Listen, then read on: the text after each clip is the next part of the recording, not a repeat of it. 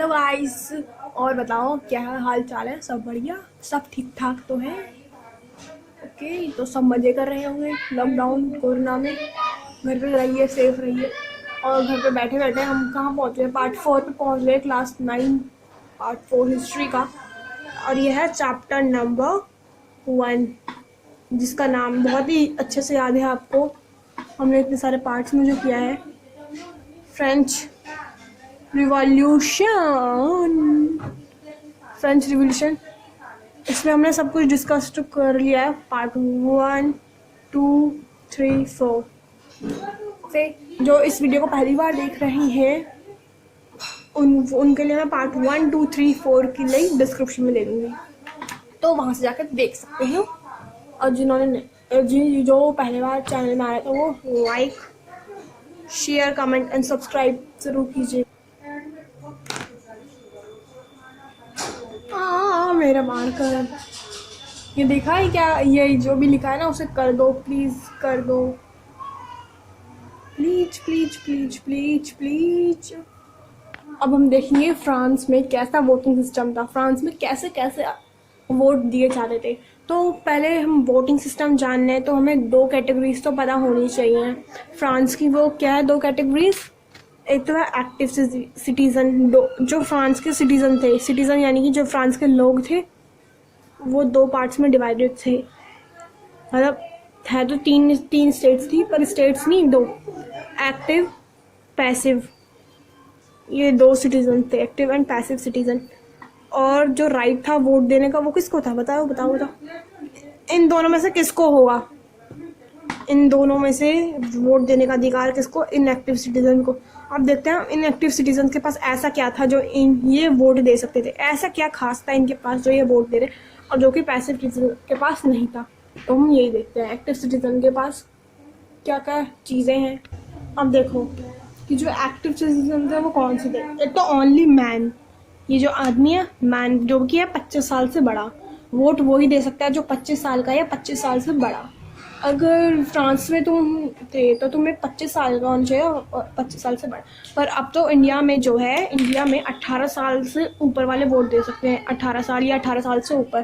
तो इंडिया में 18 था, मतलब 18 है अभी, पर फ्रांस में पहले था 25 ईयर्स। तो कितना डिफरेंस है ना इनमें, कितना पे टैक्स करते थे। एक तो हो गया कि ये सिर्फ आदमी थे, ओनली मैन, फर्स्ट पॉइंट तो ये। और 25 ईयर्स से एज अबव है, ये हो गया।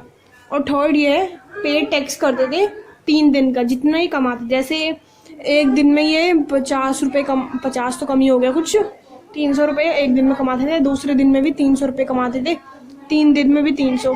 तो ऐसे पूरे 30 दिन ये 300 कमाते थे, 300 रुपये। तो 3000 बन गया ये, 3000 रुपये पूरे 1 ईयर में 3000 रुपये कमाते थे ये। तो इस 3000 में से वो कितना टैक्स देते थे? इन तीनों को प्लस कर दो, 900 रुपये। इतना तो वो टैक्स पे करते थे, 900 रुपये टैक्स पे करते थे। जब इतना ही टैक्स पे करना है, उनकी सैलरी तो खुद 300 रुपये थी 1 महीने की, पर उनको 900 रुपये पे करना पड़ता था। वही वोट देने के लायक हैं, एलिजिबल है, जिसे हम कहते हैं ना इंग्लिश में, एलिजिबल है वोट देने के लिए। तो ये सब होना चाहिए, इतना टैक्स देते हो और सिर्फ आदमी। और इनसे जो, मतलब इनको तो तुम हटा ही लो, वो सारे पैसिव सिटीजन, इनको हटा के देखते हैं फिर कौन कौन से लोग आते हैं। और पैसिव सिटीजन की अगर हम बात करें तो पैसिव सिटीजन वो हैं जो आदमी जो टैक्स पे नहीं करते हैं, क्योंकि भाई उनके पास इतना कमाते ही नहीं, तो वो टैक्स पे कहाँ से करेंगे यार? ये खुद सोचो, जब तुम उतना कमाते ही नहीं तो तुम टैक्स पे कैसे करोगे? नहीं करोगे ना टैक्स पे। तो वो आदमी जो टैक्स पे नहीं करते थे, ठीक है, वो जो 25 साल से अबव एज के, सॉरी अबव तो बड़ा होगा, मतलब बिलो हैं, तो वो भी वोट नहीं दे सकते थे। वुमेन भी वोट नहीं दे सकती थी। और and rest all who include active citizen, rest का मतलब उनको छोड़कर जितने भी इंक्लूड एक्टिव सिटीजन में क्या इंक्लूड हो चुके हैं, उनको छोड़कर जितने भी बचे वो क्या है? हमारे passive citizen. Active and passive citizen आपको अच्छे से समझ में आ गया होगा तो like, share and comment subscribe जरूर कीजिएगा। अब वहाँ पे जो थे पॉलिटिकल क्लब्स खुलने शुरू हो गए। पॉलिटिकल क्लब यानी कि become a railing for a discussion government policies. In political जो क्लब थे, ये पॉलिटिकल क्लब, ये बहुत सारी पॉलिसीज़ बनाते थे कि ये हमें अपनी कंट्री के लिए ये करना चाहिए। ये सारे काम जो आप देखते हो गवर्नमेंट में बहुत सारे पॉलिटिकल क्लब्स हैं, जैसे कि एग्जांपल देते हैं, जैसे कि बीजेपी, कांग्रेस, ये सारी पॉलिटिकल क्लब्स ही तो थे, पार्टीज मतलब हैं अभी भी। तो इसी की तरह वहाँ पे पॉलिटिकल क्लब से, तो उनका फेमस क्लब था जैकोबिन क्लब, फेमस था जैकोबिन क्लब, फेमस क्लब था जैकोबिन क्लब। तो देखते हैं जैकोबिन क्लब में क्या क्या था। जैकोबिन क्लब में जो कौन कौन से लोग आते थे, शॉपकीपर्स, स्मॉल शॉपकीपर्स। इसका मतलब ये नहीं कि जो वो कद में छोटे थे, नहीं, कद में छोटे नहीं, मतलब वो पुअर थे। इसका मतलब स्मॉल जो पुअर लोग थे, शॉपकीपर्स, आर्टिशंस, शू मेकर, ये जूते बनाते थे, जो जूते बनाने वाले, मोची जिससे कहते हैं, मोची, ठीक है। तो less prosper section, less prosper यानी कि जो गरीब लोग थे, पुअर कहा जो मैंने, गरीब लोग, वो गरीब लोग जो थे वो यहाँ इस पार्टी में, जैकोबिन क्लब में। लीडर कौन था जैकोबिन क्लब का? एक 1 मार्क का क्वेश्चन आता है। मैक्सिमिलियन रॉबेस्पेरी जो था लीडर था, और जो इनकी जो पार्टी के जो मेंबर्स थे उनको क्या कहा था? सैंट क्लूटॉस, सैंट क्लूटॉस का। अब हम सैंट क्लूटॉस को देखते हैं कि सैंट क्लूटॉस क्या है। सैंट क्लूटॉस किन लोगों को कहते हैं वो तो तुम्हें पता ही है, मैंने बता दिया, आर्टिशन, पीजेंट, शू मेकर वगैरह वगैरह वगैरह वगैरह। अब सैंट क्लूटॉस दिखते कैसे थे? वो ना कैसे कपड़े पहनते थे वो, जिनके नीज मतलब आपको पता ही है, घुटने, और ये कपड़े पैंट पहनते थे, उनके जो घुटने थे फटे होते, जैसे आजकल का फैशन है खासकर लड़कियों का, फटी फटी सी जीन्स, ऐसे घुटनों से फटी हुई होगी, ऐसे, तो वो उस टाइम ऐसे ही फटे हुए कपड़े पहनते थे। और आजकल के ज़माने में से फैशन बोलते हैं, बट उस समय से सैंट क्लूटॉस बोलते थे। तो समझ जाओ, जो आज का फैशन है वो उस ज़माने का सैंट क्लूटॉस था। तो सैंट क्लूटॉस को आप कभी भूलने नहीं वाले अगर डिफाइन करने के लिए आ गया। ओके, जो मैक्सिमिलियन रॉबेस्पेरी था, कौन? मैक्सिमिलियन रॉबेस्पेरी जो था, उसने क्या किया, एक सिस्टम है गुलोटीन का, उसमें से 2 पोल्स होते हैं। ये मैक्सिमिलियन रॉबेस्पेरी ने मैक्सिमिलियन ऐसे रखते थे ना वो, ऐसे, फिर उसका गला काट देते थे। मैक्सिमिलियन रॉबेस्पेरी, इसने क्या सिस्टम करा? एक गुलोटीन थी, तो गुलोटीन है क्या, और इसे इन्वेंट किसने करा? वो, उसका नाम भी गुलोटीन है, जिसने इन्वेंट करा उसने गुलोटीन ही रख दिया। तो ये क्या है? सर कलम करने वाली, यहाँ पे एक पोल थे, 2 पोल थे, और यहाँ पे वो रखते थे तलवार, और बीच में अपना सर रखते थे, फिर धै काट दिया, ऐसे काट देते थे सर चाकू से। सर कलम करना है इस चाकू से, ये जो इंसान का सर होता था उसे ऐसे काट देते, दे दनादन, उसे ही गुलोटीन कहते हैं। इस मैक्सिमिलियन रॉबेस्पेरी ने बहुत बुरे काम किए, लोगों को मरवाया, लोगों को बहुत परेशान करके रखता था। यही जो भी लोग इसका कहना नहीं मानते थे ना मैक्सिमिलियन रॉबेस्पेरी का, उसे वो मार देता था। अगर कोई इसकी मैक्सिमिलियन रॉबेस्पेरी ये बात नहीं मानता था तो ये इसे मार देता था। बहुत ही बुरे काम करे इसने, बुरे काम किए रॉबेस्पेरी ने, तो उसके बुरे काम तो हो गए। पर ऐसे ही फिर राजा जो लुई 16 था वहाँ का, जब लुई 16 क्या बोलते हैं, लुई 16 था जो फ्रांस का किंग था, उसने क्या किया, ऑस्ट्रिया के साथ वो मिल गया, ऑस्ट्रिया के किंग के साथ मिल गया, और फ्रांस के खिलाफ साजिश रची कि, क्योंकि अब वो हट गया था ना, साजिश रची। अब आप सोच रहे हो साजिश क्यों रखी, ऐसा क्या हो गया था? लुई 16 तो राजा था, उसे साजिश रचने की क्या जरूरत थी? पूरा फ्रांस तो उसी का है, तो उसने ऐसा क्यों किया? उसने ऐसा इसलिए किया क्योंकि 10 अगस्त 1792 को जो जैकोबिन क्लब था, यानी कि जेसी लिख देते हैं शॉर्ट फॉर्म में, जेसी था, तो उसने क्या किया, जैकोबिन रॉयल फैमिली से जो राजा था, राजा के बच्चे, रॉयल फैमिली, रानी, उन सबको क्या कर दिया, जेल में डाल दिया, और राजा से सारी पावर छीन ली गई। लुई 16 की सारी पावर जो थी वो छीन ली गई। किसने छीनी? Jacobin club. और जैकोबिन क्लब का लीडर कौन था? मैक्सिमिलियन रॉबेस्पेरी।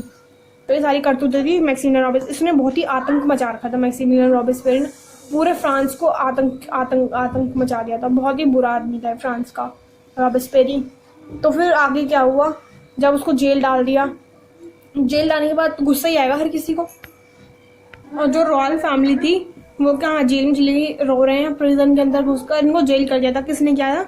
आप सभी को पता है, मैक्सिमिलियन रॉबेस्पेरी ने किया था। ओके, तो इसने जेल डाल दिया। तो उसके बाद राजा को गुस्सा आया, उसके गाल गुस्से से लाल हुआ है, और इसने एक साजिश रची, किसके साथ मिलकर? ऑस्ट्रिया के किंग, ऑस्ट्रिया का किंग के साथ मिलकर, ऑस्ट्रिया तो उसका ससुराल है, याद आ गया, ससुराल, अपने ससुराल के साथ मिलकर एक शादी। ऑस्ट्रिया की जो राजा की पत्नी थी, वो मैंने नाम बताया था, मारिया एंटोइनिटी, मारिया एंटोइनिटी, ओके एंटोइनिटी, मारिया एंटोइनिटी थी, वो भी कहाँ की थी, ऑस्ट्रिया की। तो ऑस्ट्रिया के किंग से मिलकर साजिश रची कि अब हम फ्रांस को ख़त्म कर देते हैं, कि राजा तो था नहीं, से तो जेल हो गई थी, ये राजगद्दी से हट चुका था। तो इसको गुस्सा है, इसने ऑस्ट्रिया किंग के साथ मिलकर साजिश रची और फ्रांस को पूरा ख़त्म करने की साजिश रची। फिर मैक्सिमिलियन को ये पता चला, मैक्सिमिलियन ने क्या किया आप देखेंगे। इसको जेल कब हुई थी, 10 अगस्त, ये डेट भी इम्पॉर्टेंट है कि 10 अगस्त 1792 को जेल हुई थी।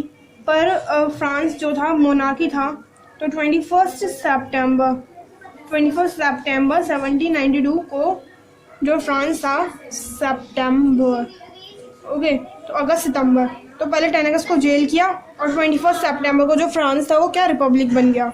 ये क्वेश्चन बनता है कि फ्रांस रिपब्लिक कब बना, हमेशा आता है 1 और 2 मार्क में ये क्वेश्चन आता है कि फ्रांस जो है रिपब्लिक कब हुआ। तो इसका आंसर होगा 21 सितंबर 1792। और जब फ्रांस रिपब्लिक हो गया तो उसके बाद राजा की पावर तो अपने आप ही हट गई।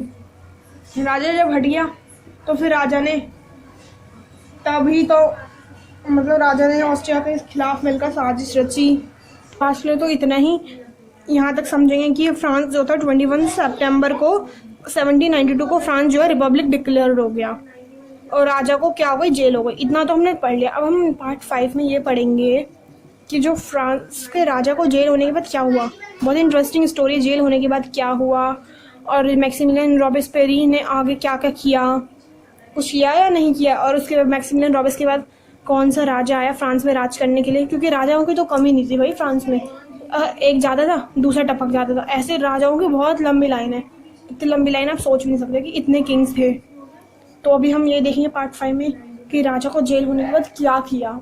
मैक्सिमिलियन रॉबेस्पेरी ने अपने क्लब बना के, इतना गंदा था राजा, ये बैड था, बहुत ही बैड। इसने इसकी करतूतें जानोगे ना बुक में बिल्कुल डिटेल में पढ़ना।